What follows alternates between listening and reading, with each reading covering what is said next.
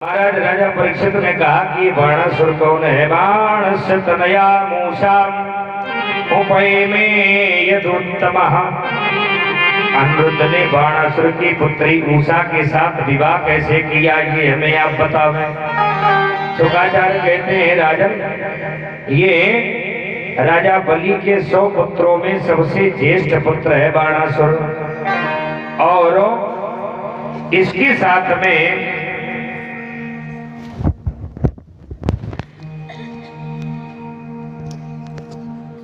बाणासुर की पुत्री के साथ में अनिरुद्ध जी का विवाह हुआ। ये बाणासुर ने एक बार हजारों वाद्ययंत्र बजा करके तांडव स्तोत्र के माध्यम से भगवान भोलेनाथ को प्रसन्न किया। तो भगवान भोलेनाथ जब प्रसन्न हो जाते हैं, भक्त जो भी मांगे वो प्रदान कर देते हैं। 1000 भुजाएं इसे प्रदान कर दी। जब 1000 भुजाएं दे दी तो बाणासुर ने कहा, महाराज ये जो 1000 भुजाएं दी हैं इनमें बल बहुत है, इस बल का प्रयोग कैसे हो? आप कोई योद्धा बताओ। भगवान भोलेनाथ ने कहा, वर्तमान में तुम्हारे समान कोई योद्धा नहीं है। तो इसने कहा, यदि कोई योद्धा नहीं है तो आप ही हमारे साथ युद्ध करो। भगवान भोलेनाथ ने कहा, भैया भक्त भगवान का युद्ध हो या गुरु शिष्य का युद्ध हो, ये बात ठीक नहीं है। इसने कहा, तो ये भुजाओं का बल जो है ये खुजली कैसे मिटेगी? भगवान भोलेनाथ ने एक इसे पताका दे दी। कहा, ये पताका ले जाकर के अपने भवन के मुख्य द्वार पर लगा देना, महल के अट्टालिका पर लगा देना, और जब पताका झुक जाए तो समझ लेना कि भुजाओं की खुजली मिटने वाली है। इसने कहा, हमारे सोनितपुर की रक्षा करते रहना। भगवान भोलेनाथ ने कहा है, ठीक है। भगवान भोलेनाथ तो भोलेनाथ हैं, जो भक्त मांगता है वही दे देते हैं। एक भक्त गया भगवान भोलेनाथ के मंदिर में। भक्त एक शिव का चला शिव को मनाने के लिए, और जब गया मंदिर के अंदर तो घंटा बजाने के लिए हाथ बढ़ाया तो घंटा देख करके इसकी नियत खराब हो गई। चढ़ गया भोले के ऊपर घंटा चुराने के लिए।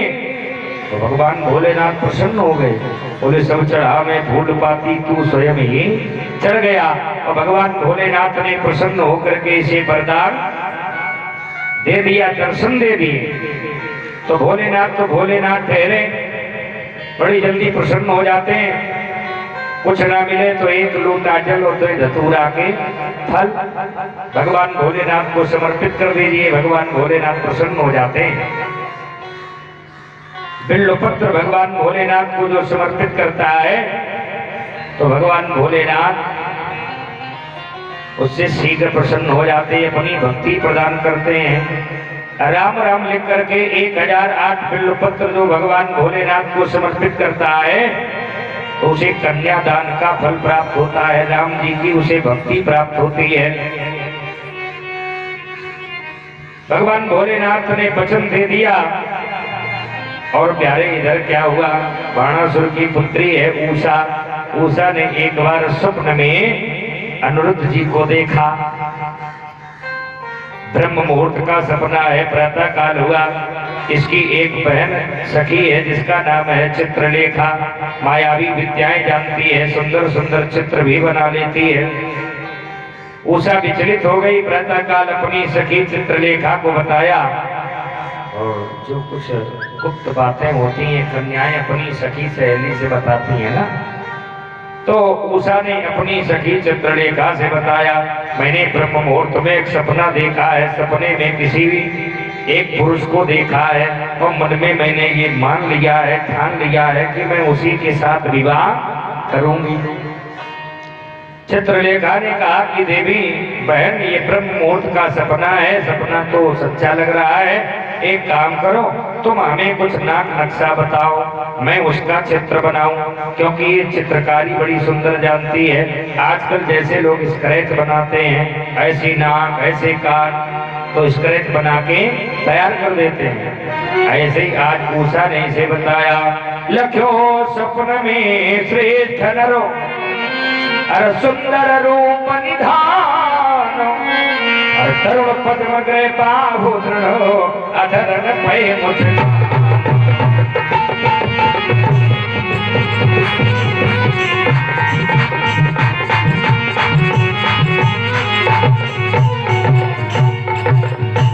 मैंने जो देखा है वो सुंदर है, जवान है, घरों पे उसके मुस्कान है, बड़ा सुंदर सलोना मैंने देखा है। और देख करके मेरा मन उन्हीं के चरणों में लग गया है। सांवरी सूरत पे मेरा दिल दीवाना हो गया। चित्रलेखा ने आज देवताओं के चित्र बनाए। देवताओं के चित्र बनाते बनाते इन्होंने मन में विचार किया। उषा ने कहा कि में कोई नहीं है, तो चित्रलेखा ने सोचा इस समय धरा धाम पे द्वारिकाधीश का जो परिवार है वो बड़ा सुंदर है। अब भगवान कन्हैया का चित्र बनाया, आप मिल रहा है, और प्रद्युम्न जी का चित्र बनाया, आप और अधिक मिल रहा है, क्योंकि ये प्रद्युम्न जी पिता है। और जैसे ही अनिरुद्ध जी का चित्र बनाया, आज उषा उछल पड़ी। अरे वाह वाह कैसी कला सूरत मूरत,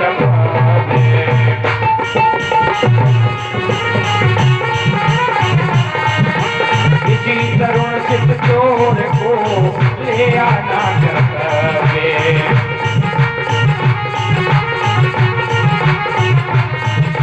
किसी तरुण चित चोर को ले आना कर्तव्य।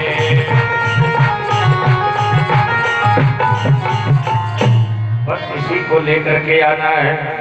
अब चित्रलेखा आकाश मार्ग से उड़ते हुए गई। द्वारिकापुरी के अंतापुर में देखा तो अनिरुद्ध जी महाराज पलंग पर लेटे हुए हैं। इसने सोचा जगाऊंगी पता नहीं चले कि न चले।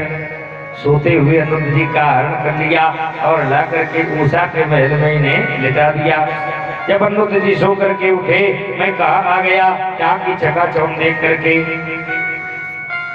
उषा ने कहा इस समय आप शोणितपुर में हैं, बाणासुर के यहाँ पर मैं उनकी पुत्री हूँ। सारा वृत्तांत बताया कि मैंने सपने में आपको देखा और मैंने आपको अपना पति स्वीकार कर लिया है। इन्हीं के महल में निवास कर रहे हैं। बहुत से दिन व्यतीत हो गए। उस सैनिकों ने बाणासुर को बताया महाराज आपकी पुत्री के महल में कोई पुरुष निवास कर रहा है। मैंने ऐसा अपने कानों से सुना है, मैंने ऐसा जाना है। बाणासुर आज स्वयं चला, मैं चल करके देखूंगा। आजकल का कोई व्यक्ति अगर किसी को उलाहना दे, अगर आपके बेटा आपकी बेटी कुछ गलत कर रहा था तो आजकल के लोग उसी से झगड़ा करने को तैयार हो जाते हैं। मेरा बेटा ऐसा नहीं कर सकता, मेरी बेटी ऐसा नहीं कर सकती है, वही समस्या बड़ी बन करके तैयार हो जाती है। बाणासुर स्वयं आया, देखा अनिरुद्ध जी को, यहाँ पर युद्ध होने लगा। अब बाणासुर के पास सेना है, बांध लिया, इनको मारने चला। उषा ने कहा पिताजी मैंने इन्हें अपने पति के रूप में स्वीकार कर लिया है, यदि आप इन्हें मारेंगे तो मैं अपने प्राण दे दूंगी। पुत्री के मुंह में बंधे हुए बाणासुर ने अनिरुद्ध जी को जेल में बंद कर दिया। धीरे धीरे 4 महीने व्यतीत हो गए। अपत्यताम चानरतम तद्बंधूनाम च भारत, 4 मास व्यतीत हो गए। महाराज अब नारद जी को ये बात पता चली तो नारद जी ने आकर के भगवान द्वारिकाधीश के यहाँ द्वारिकाधीश को प्रणाम किया। प्रभु प्रणाम। भगवान ने कहा कल्याण हो नारद, और सब कुशलता है प्रभु, और तो सब कुशलता है, आपका परिवार बहुत बड़ा हो गया। भगवान ने कहा भैया हाँ परिवार तो बड़ा है ही, 16,108 रानियां, प्रत्येक के 10-10 पुत्र, 1-1 कन्या, फिर उनके पुत्र, तो परिवार तो लंबा हो ही गया है। प्रभु तो एक आपने कोई ना कोई परिवार रजिस्टर भी बनवाया होगा। भगवान ने कहा हाँ वो सारी व्यवस्था है, परिवार रजिस्टर भी बनवाया है। तो प्रभु हाजिरी लगाने वाले लोग भी होंगे? बोले हाँ हाजिरी भी लगती है। तो फिर सब ठीक है प्रभु। और नारद जी इतना कह करके अदृश्य हो गए। भगवान ने हाजिरी लगाने वालों को बुलवाया, कहा कि भैया सब कुशलता है, सब उपस्थित हैं। बोले सभी तो उपस्थित है, लेकिन आपके नाती अनिरुद्ध जी 4 महीने से अनुपस्थित चल रहे हैं। अब भगवान ने सोचा ये तो नारद को ही पता होगा कहाँ है। अड़ी लगाने वालों से कहा कि आपने बताया नहीं। बोले महाराज आपका इतना बड़ा परिवार है, कोई कहीं जाता है, कोई कब आता है, आते जाते लोग रहते हैं, कहाँ गया होगा मेरा नाती, कोई पता नहीं है। नारद जी को भगवान ने बुलाया, नारद जी से पूछा तो नारद जी ने कहा प्रभु आपका जो नाती है ये बाणासुर के कारागार में बंद है। सारा वृत्तांत बताया उषा नृत्य के मिलन का। भगवान को चिंता हुई, भगवान द्वारिकाधीश लंबी सेना लेकर के सोनितपुर पर आक्रमण कर दिया। अब यहाँ पर भगवान भोलेनाथ वचनबद्ध हैं, कोई समस्या आएगी तो मैं तुम्हारे सोनितपुर की रक्षा करूंगा। प्यारे सामने से भोलेनाथ आ गए। भोलेनाथ ने भगवान द्वारिकाधीश को देखा तो एक बाण चरणों में छोड़ करके प्रणाम किया। भगवान कन्हैया ने भी भोलेनाथ को प्रणाम किया, क्योंकि ये आपस में एक दूसरे के अनेक संबंध है ना। सेवक स्वामी सखा सियपी के, स्वामी भी बन जाते हैं, सखा भी बन जाते हैं, सेवक भी बन जाते हैं, अनेक संबंध हैं। वचनबद्ध हैं भोलेनाथ। भोलेनाथ तो वचन में ऐसे बंध जाते हैं कि इन्हें आज भगवान कृष्ण से भी युद्ध करना पड़ा, क्योंकि हरि हर एक हैं दोनों, न ये कम है न वो कम है, भयंकर युद्ध चल रहा है। अरे हरि हरो एक हैं दोनों, न ये कमो है न वो कम है। हरि हर एक हैं दोनों,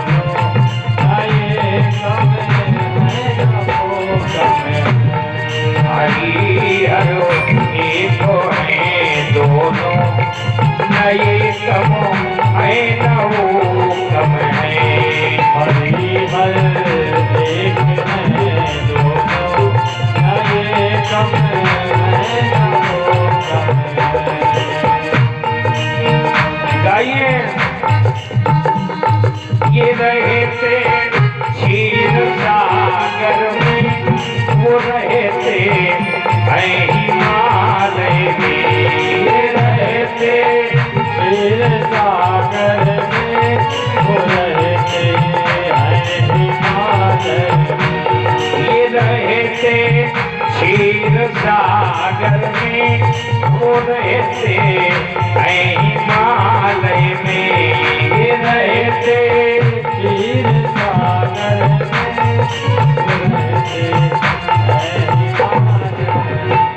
ससुर घर वास करने में, ससुर घर वास करने में, न ये कम है न वो कम है।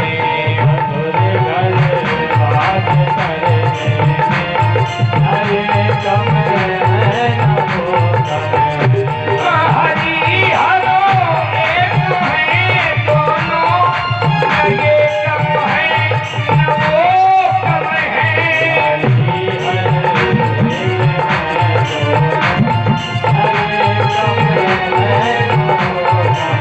गाइए बड़े भाव से।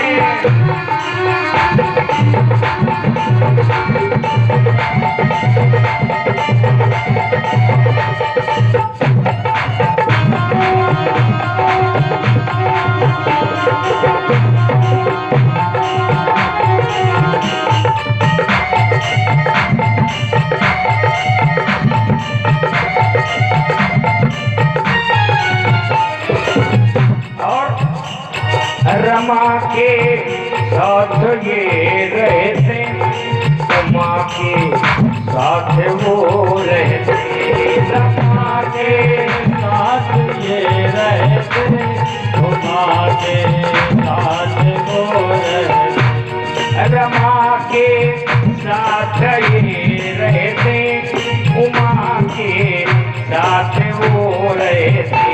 रमा के साथ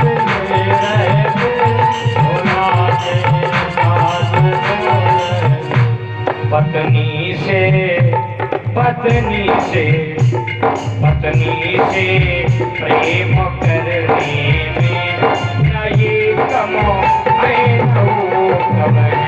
पत्नी से प्रेम करने में, न ये कम है न वो कम है।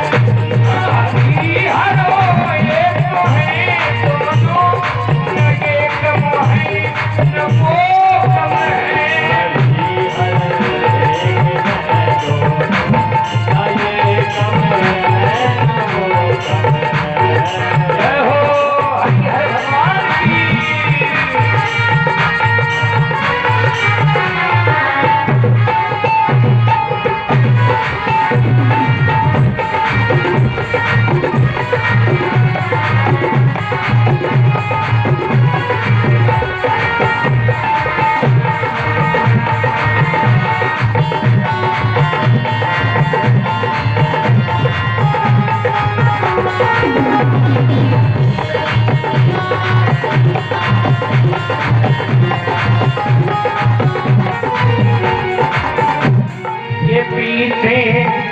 भक्ति रस प्याला वो पीते भंग का प्याला।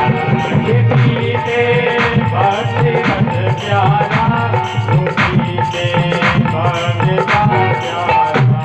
ये पीते भक्ति रस प्याला वो पीते भंग का प्याला। ये पीते भक्ति रस प्याला वो पीते भंग का प्याला। नशे में नशे में नशे में मस्त रहने में न ये कम है न वो कम है। नशे में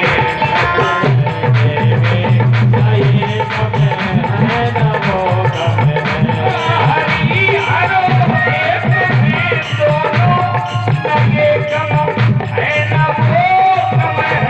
हरि हरि एक है दोनों न ये कम है न वो कम है।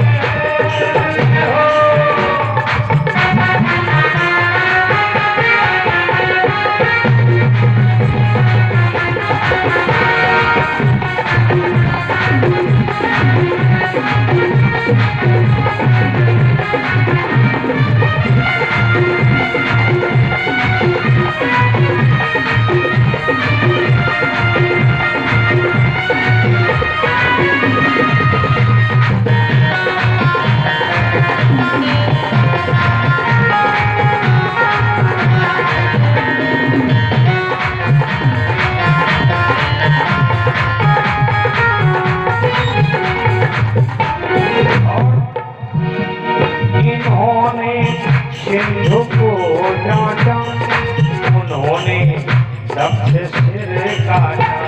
इन्होंने सिंधु को डांटा उन्होंने दक्ष सिर काटा। इन्होंने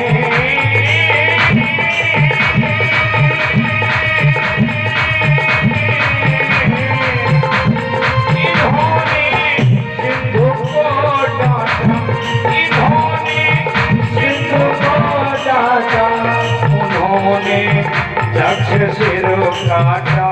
इन्होंने दक्ष सिर काटा।